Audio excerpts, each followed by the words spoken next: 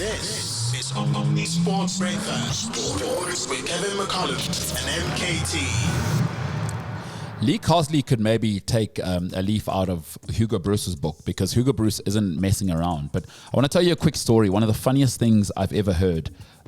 So back then, I was in the academy at Tottenham. And in fact, I just left. I was already in Russia, actually. I was already in Russia. But I had come from, I'd known Harry Redknapp. I'd had the pleasure of meeting him. And I remember as Bongani Khumalo got signed for Tottenham Hotspur. And, the Europeans tend to narrativize us Africans as like all of us have a difficult background. And I'll never forget this interview with Harry Redknapp. He goes, I've heard the lad has got a difficult background. He really is family. And then I didn't know who Bongani was at the time because I was playing overseas. And then I heard Bongani speak. I'm like, there is no way. There is no way. Because I'm me, and people have said I'm the milkiest version of black you can get. I was like, listen, I know Bongani loves his people and he's the guy and he's a good man. But there is no way, Harry, that man has as difficult a background as you say. So, will always stick with me, Bongani. I don't know if you remember that interview, but it's an absolute pleasure to have the former Bafana captain with us. Yes. Yeah, that was a bit strange.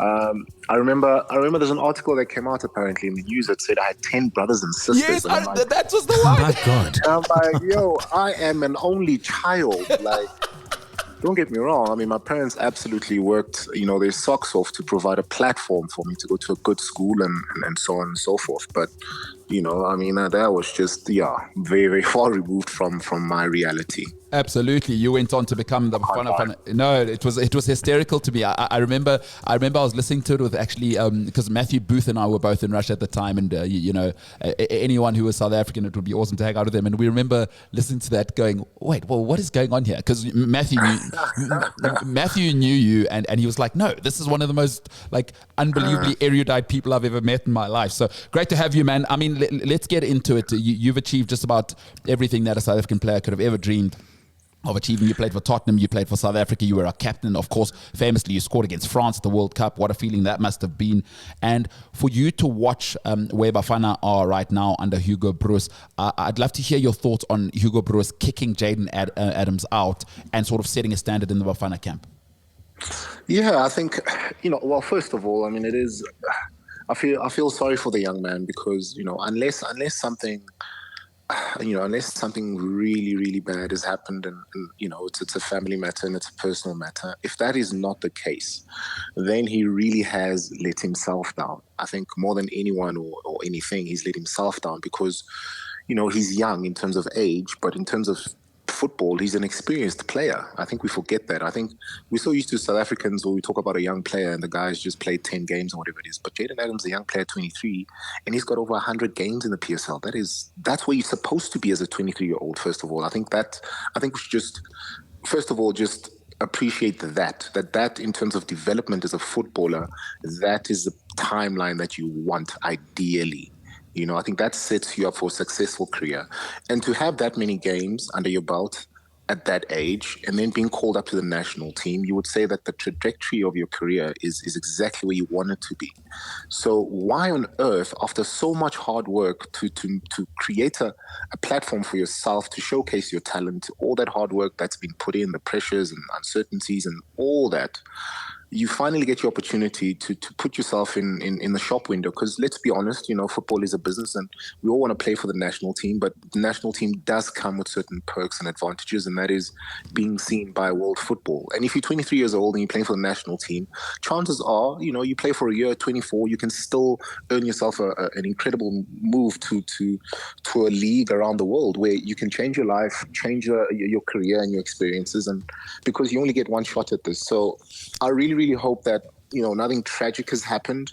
And if that's the case, and it's just a case of just him not showing up, then that is honestly, truly, truly sad because, unfortunately in Europe, reputation counts for so much. And this is a big thing. This is not just missing training at Stellenbosch or, not turning up for a game at Stellenbosch. This is a national team. I mean, why wouldn't you turn up for your national team? No, I agree with that. And Bongani, you were a leader of men. Before we get to what we want to talk about, is you were made the captain. I mean, it was very clear, having spoken to everybody, is you were always a leader wherever you were. Would this be on the leadership core to kind of deal with him as players, or do you think that the Bafana management are going to have to go and talk to him? Or for you, how would you as a captain have approached this young man? Because he's clearly unbelievably talented. He is, and look, I'm a big fan of his work. I think he has such an incredible football brain. His ability, left, right foot, his awareness of the game, his ability to spot a pass, in terms of weight, when to fire it into the front players, when to sort of, pass it with the pace of just lending it and getting it back. He's so intelligent as a footballer. Honestly, he has just about all the attributes he needs to sort of make his mark within European football. I think his age also allows him to grow within a new mentality. He's still young enough to sort of make that move, but I'm not sure. Yeah, I'm not sure what he's done. I think what I would do is just first of all reach out to him personally, personal level, reach out to him. Now, if he's not answering his phone, I mean, that makes things impossible. But at some point, you'd imagine his phone will be switched on. First of all, just find out exactly what is going on. But this is from a sort of senior player's role. For the coach, I mean, look, it's public. It's public that the squad has been announced. Everyone's aware who's supposed to turn up. And if a player is not there, there will be question marks. And Hugo Broos has had to do what a coach does in these situations, is make a strong decision and make a decision that comes with a certain statement as well. And that is, he's well within his rights, and that is 100% right, 100% right. It sets a benchmark, an expectation for players, for any player for that matter, what is expected of you as a professional. That should go without saying, to be honest. But I would just, on a personal level, reach out to him just to find out what exactly is going on and just to see where the young man is mentally. We understand, look, I mean, losing a final is rough. I've lost a final before. It is rough. It is emotionally taxing, but that's the life of a footballer is that reset. You switch on, you switch off, you switch on, you switch off every single day of your life. That is basically what you learn to master. And after such call it a heartbreaking defeat. I think we all saw what happened on the day, a heartbreaking defeat. You can take it, some players do take things the wrong way. They do take things a lot harder. I've seen that within football teams. Some players need a little bit more love than others and more attention than others. So that's why I say I'd always just reach out to him on a personal level to just find out exactly what is going on. If you are just joining us, we're joined by Bongani Khumalo, former Bafana Bafana captain, 42 caps, of course, played for Tottenham and Supersport as well in his illustrious career. So then I would ask you you clearly think Hugo Broos is setting the standard. I love what you've said there. With the talent we've got, if we have this rigidity of structure and sort of no-nonsense standards, do you believe Bafana can become a powerhouse in African football again? Look, first of all, when you talk about structures and all of that again, I reiterate, that should be standard. For professionals, that structures are standard practice within world football.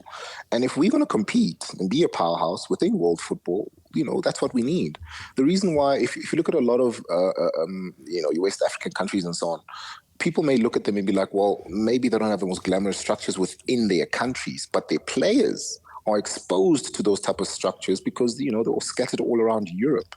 So they're used to a professional way of life, professional way of playing, of even playing the game. It's a different education, it's a different lifestyle, it's a different expectation, and the pressure is different as well. So when it comes to the national team, it's normal. The expectation is at such a high level. It's not based on what's happening within their home country. So as South Africa, I've always said, we have so much talent. We have so much raw talent. What we don't have are the structures because, and forgive me if I'm speaking out of turn or anything, but what I've seen is, the money goes to where all the glamour is. For instance, we have a World Cup 2010. Now everyone pumps money into football, but it all goes to Bafana. It all goes to the national team. It's all top heavy. Where money in football, where it's supposed to go, is development and academy structures. I know the academy model, we can debate that for a century, whether it works or not, whether it's financially viable or not. But what we really, really need are football structures that work. And the best way for me, the best way for us to build academies is to make our school league strong because kids spend most of their times in schools. So just make sure that the football within the schools is at a professional level. Get better coaches, get better structures within the league, get it more competitive. That way we can have a bigger pool of players to choose from, when we look at the PSL And then from the PSL, when we look at the national team, we just have better players in general.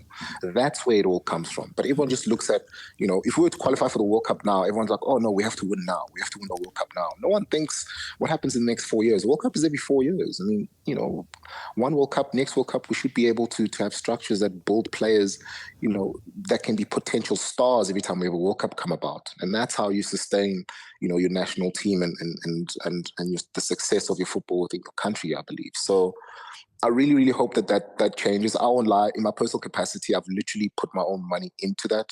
Within one of the companies that I work for, we do set up tournaments for schools in rural areas as well to expose them. Hey, Bongani, tell us about it. Sorry, where do we find it and where can people get behind this kind of thing? What's it called and where can people get in touch?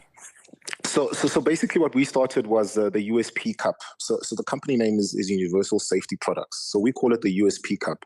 We had our first sort of pilot tournament in Rustenburg. We had 8 schools. We provided them, the schools there's some schools that didn't even have a kit. Some schools, their logo wasn't even really visible. We had to get, graphic designers to just give it a little bit of life.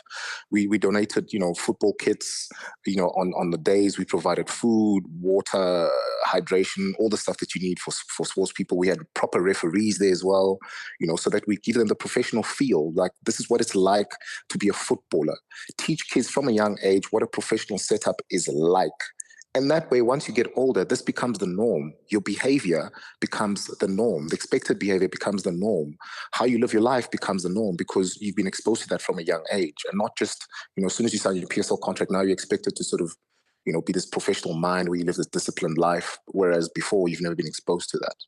Yeah. And that's what we need. So that's what we've started, the USP Cup. We had 8 schools, we do target rural areas as well as, areas, as well as, the privileged kids as well in other schools. So we integrate that. We mix it all together. That's how that's where my friends come from. Even at this age, all my friends now are from football when I was 10 years old, guys that I've known since I was 10 years old. So that's the power of sport. We may not all become professionals, but you may meet people, that will sort of lead you the right way in terms of life and it gets better. So the USP Cup is something we started, very, very passionate about it.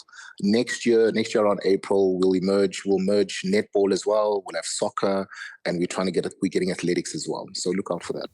Bongani, I've got a hard out in about 1 minute. Do you have another sort of 5-10 minutes for us to just hang out with us so we can ask you more questions? Because I didn't realize that this was a part of your setup. Thanks so much. So listen, Kev McCallum, before I bring you in here, we'll have Bongani's going to stay with us. If you are just joining us, Bongani Khumalo, former Bafana Bafana captain, 42 caps, has just started the USP Cup, something that I didn't know about, and it's a great initiative. And I just want to say this to what you're saying. I remember watching Tiger Woods' documentary.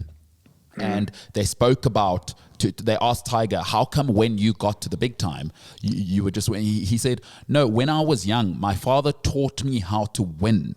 And that's something that you're speaking about there, is that we think just because people are talented, they understand how to win. Like, winning is taught early. Phil Mickelson, these people are like Tiger Woods, Michael Jordan. Somebody got a hold of them at 9, 10, 11. It's way too late to be teaching people at 15 the mentality of winning is everything and everything else is a disaster. So I love what you're saying, because when I look at Andres Iniesta, right, his career is coming to an end. You go and look at his records. Under 15, Spain were winning the World Cup. Under 19, Spain were winning the World Cup. Under 21, Spain were winning the World Cup. This guy's got every medal. By the time they get to the La Roja in South Africa 2010, it's almost like, no. The only option is winning. Everything else is a disaster. So I love what you're doing there, and we look forward to supporting the USP Cup. On the other side, Bongani, we'll come back to you. We want to talk a little bit more, Hugo Broos, a little bit about what you're doing, and then we'll talk about the arrival of Congo at Nelson Mandela Bay later. It's Omni Sport Breakfast. This is Omni Sports Breakfast. Sports with Kevin McCallum and MKT. Still with us, Bongani Khumalo, former Bafana captain, Spurs player, centre-back as well.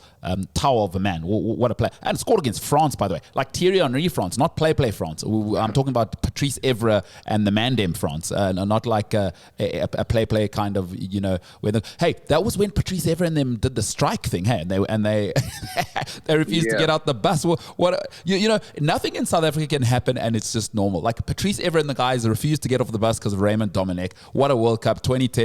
I cannot tell you the memories you guys gave us there as South Africans. You're speaking about proper referees at the USP tournament. if you are just joining us, Bongani Khumalo was just talking about Jayden Adams, sort of his future and where he would guide him if he had the opportunity to speak to him. But then he also spoke about how we can develop a winning mentality in South Africa and his project, the USP Cup. But you spoke about proper referees. Well, I've got a man who hosts the show with me who used to be a referee himself in the University League, Bongani, not quite Tottenham, not quite South Africa against France, but it's Kev McCallum. Kev, what you got for Bongani?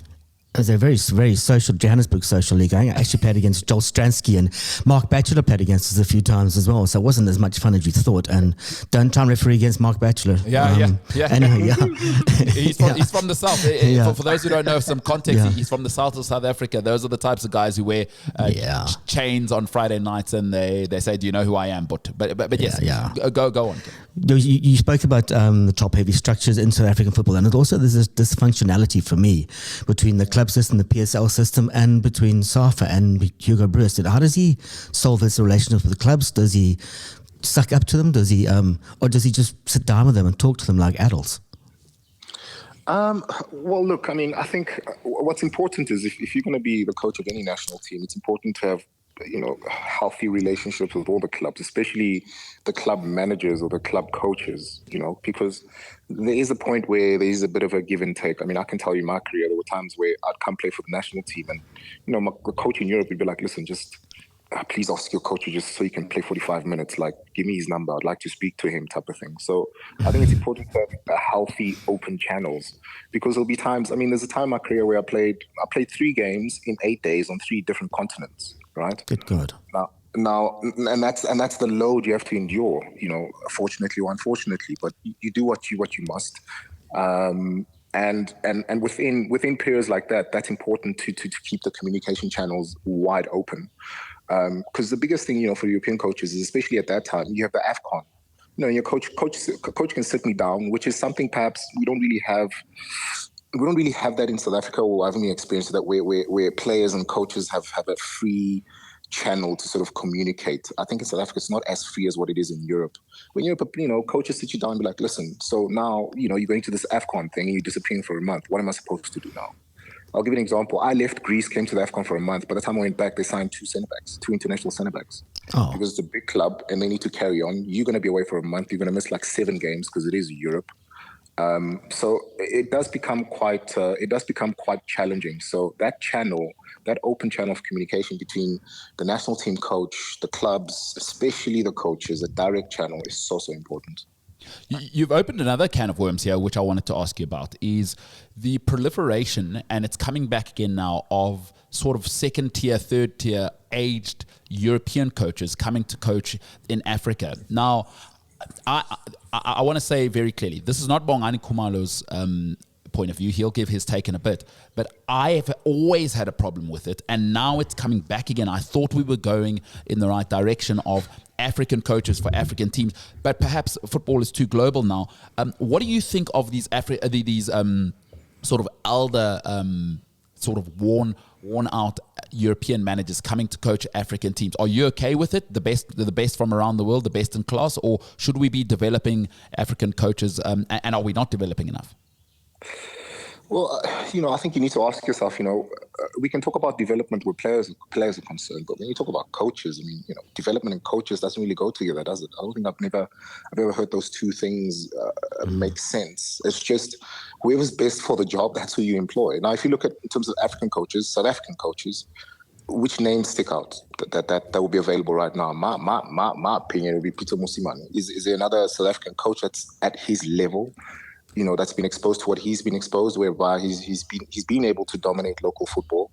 He's gone out the country, coached outside of the country, massive club within Africa, and he's produced the goods there. But he hasn't had his opportunity within the European leagues. He hasn't had that yet. Yes, he's been to Saudi Arabia, but he hasn't been to, mainstream Europe as yet. Now, for me, mainstream, call it Denmark, Sweden, Belgium, England, those sort of havens, Switzerland, where if you do well within those leagues, you get your chance perhaps in the Premier League or perhaps in Italy or somewhere there, right? So for whatever reason, we find ourselves where we are. I think in my opinion, it's just a case of after Coach Pito and Gavin, who we consider the most successful coaches within South African football, who else would you earmark as a young coach that you would call, with all due respect, up and coming type of thing, or potential to perhaps achieve the same heights that they have? And those are two men. I mean, Gavin Hunt is closing in on 1,000 games in the PSL, and Coach Mosimane is, he's been a coach way before my career even began. So these guys have been around for ages, and when you're going to employ a coach, I think you need to just, perhaps you shouldn't see it from a player's point of view or an ex-player. See it as a club owner. If you owned a club and it's a business, let's be honest, football is a business. Who can you trust to steer your club, your vision, your ship in the right direction? Who would you trust with that responsibility? Because either way, you're going to pay big money for that. So it's always so difficult, to determine what development is for coaches. Because if I ask you now, Mbulelo, get a PSL franchise, you're spending millions on the line. Are you willing to put your money on the line for, in inverted commas, development? Absolutely not. Exactly. No, I want to win now. Exactly. You want to win now. So you go for the tried and tested and the proven. And that's probably your best measuring stick, because you never know how it's going to work out anyways, right? So my opinion is that perhaps that's what it is. You need to sort of change your mind's eye in terms of how you view the challenge. So I don't see, all the coaches coming in from a player's perspective. I see it from a club owner's perspective. But if I was still playing, whatever coach that comes, that is my boss. So you just hope that you'll be part of his plans and your career can continue moving on. You hope for the best and you just remain professional. I absolutely love that. I really appreciate your time this morning. I want to get you out of here on this one. Congo only arrived in Nelson Mandela Bay last night. I mean, again, listen, Africa always a little something left field, a little spicy. They left late, they arrived late. There were fears that they weren't going to happen. There was the forfeit was on the table. But do you think Congo will feel sort of drained and exasperated, or do you think this might galvanize them and make it a little more difficult for Bafana tonight? The question is, late for who? And from a South African perspective, I don't care.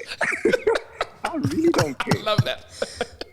Do you know what I mean? Like, if I was in the national team and they're late or whatever, like, no, I'm waiting for the game. So I'm preparing for the game. So if you're late, you're tired, you missed the flight, that's none of my business. I don't care. Focus on the game. And whatever you do, you shouldn't see it as an advantage, because then you might, they might catch you off guard. So whatever problems they're having, it's their problems. So that is good. So if we win the game, I'd be like, well done, guys. Caused your own problems. Thank you for the points. Bye-bye. Love that. Love that. And that is how... It's not that complicated, eh? Yeah, hey, keep it so kiss, they say. Keep it simple. Keep it simple. Absolutely love it. Bongani, really appreciate you giving us extra time. I know you're an incredibly busy dude. ASP, USP trophy, hey? USP tournament, you said? USP Cup, yeah. USP Cup. Yeah. All right, look out for that. And we can find that across all social media, huh? Yeah, I mean, look, SuperSport Schools was there, so it's literally on the app as well. I think that was also something quite incredible where kids could sort of look at their goals. And honestly, there was some incredible talent on the day. So we're looking to grow that. That was under 13s. So next year, we're going to get under 15s as well. And ideally, have a 13, 15, 17 type of system, annually that competes. And we sort of empower the schools within the area. There's a whole vision. I'll be here all day. But that's the idea. We've already started. That's the most important part. Lovely. We'll get you in here. I think we need to do a full feature on that, Bongani. I know you are. By the way, this guy, and it makes sense to me. When I got to know him, we met through the production landscape, and I was producing some work he was doing. Then you see exactly why he was always the leader. So one of the most prepared people I've ever met, and I work with everybody in production. One of the most, and I don't want to say this to you while you're on the line. One of the only professionals in South Africa who's prepared. You and Josh Dladla, the two people. I tell everyone, these are the only footballers that I've worked with that arrive in production prepared. And I was like, that's why both of them had incredible careers. Bongani, appreciate you, brother.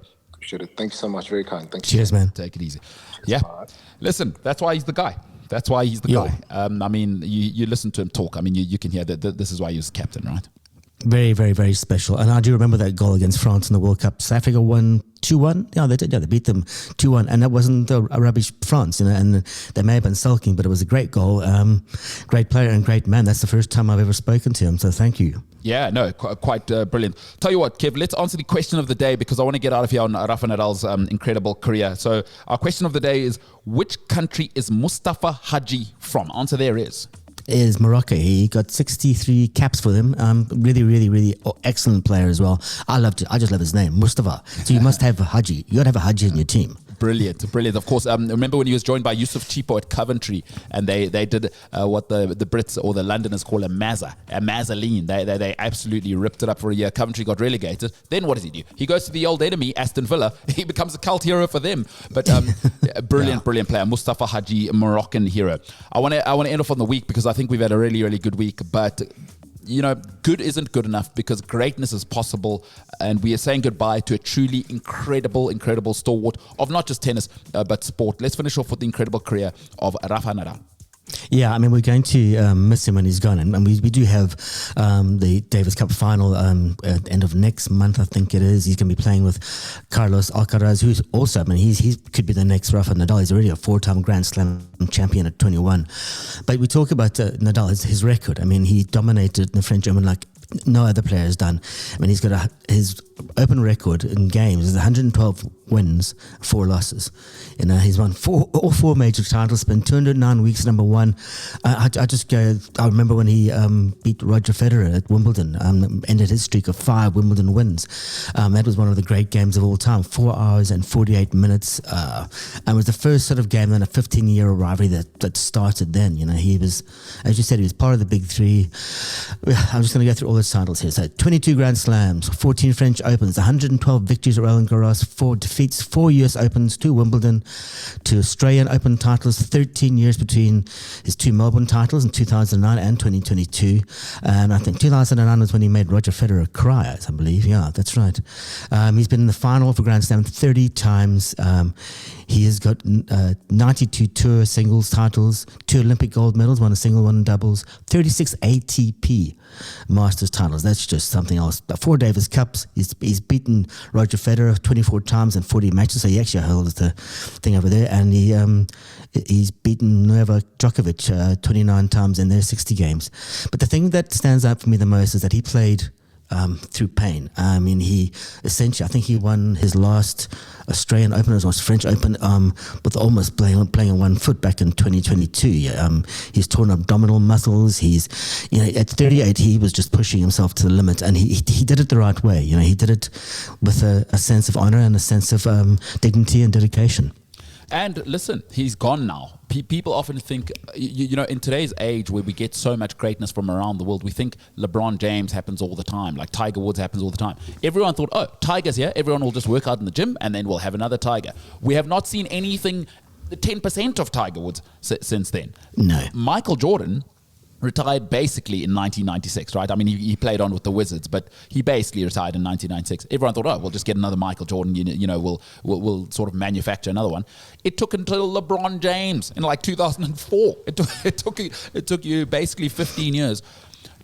You shouldn't lazily think Carlos Alcaraz is going to be Rafa Nadal. Rafa Nadal has 22. Or is it 20? How many? 22 majors, eh? 22, yeah. 20. Only 2 behind Djokovic, yeah. And you've got to understand he's done that over almost like a decade and a half. These people, he's another guy like Floyd Mayweather. He gave himself to tennis. Truly great. And we will miss him. And you know what? Celebrate him while he's here, because you won't know what it is until it's gone.